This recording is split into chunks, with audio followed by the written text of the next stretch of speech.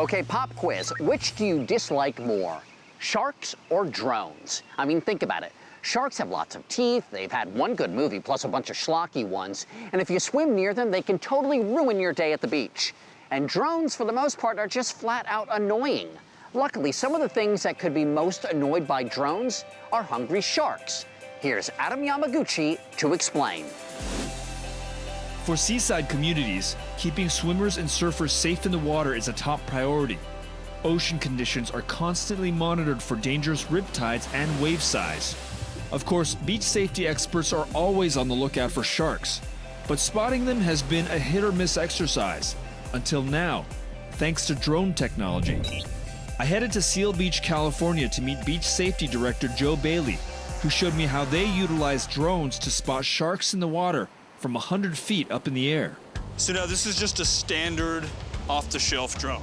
Yeah, we bought this at the local hobby store.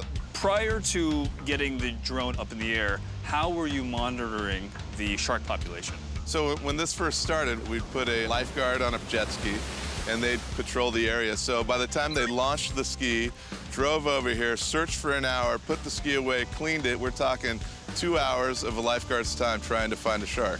And this cuts this down to? So we come over and spend 15, 20 minutes and patrol the whole area and get a bird's eye view. How often do you find sharks?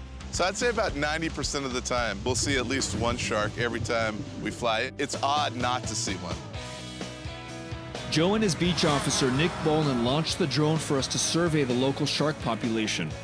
Sharks typically swim beyond the surf line near rip currents to catch food. But if they move closer to shore, or there's a large number of them, Joe will post signs alerting the public. Admittedly, Joe and Nick use low-tech methods to view the sharks on their drone monitor. Once he gets out there over the water, he's gonna go under the hood, which is the towel, and that just blocks out all the sunlight. It makes it easier to fly.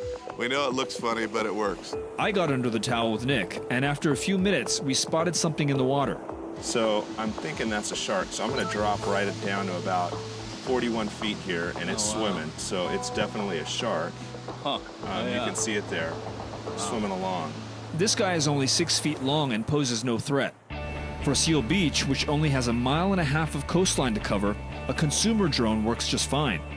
But to track sharks over thousands of miles of coastal area like Australia, something much more robust is required. Australia's first astronaut, Dr. Paul Scully Power, is the founding director of the Little Ripper Project, a search and rescue minicopter and shark hunter. So the concept there simply is to do coastal patrols with Little Ripper, and if we spot sharks, then we can warn people there are sharks in the area because sharks migrate. It's sort of like an early warning system for sharks. Dr. Scully Power's goal for the Ripper is to develop camera software that can automatically differentiate the kinds of marine life it scans in the ocean. Sharks, for example, their tail goes in one direction, a dolphin or a whale goes in a different direction. And this is just another application of smart algorithms. The next thing is to have that algorithm on board the Little Ripper so it can do it in real time.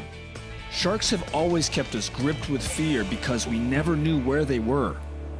But now, with plenty of eyes in the sky, the tide is turning.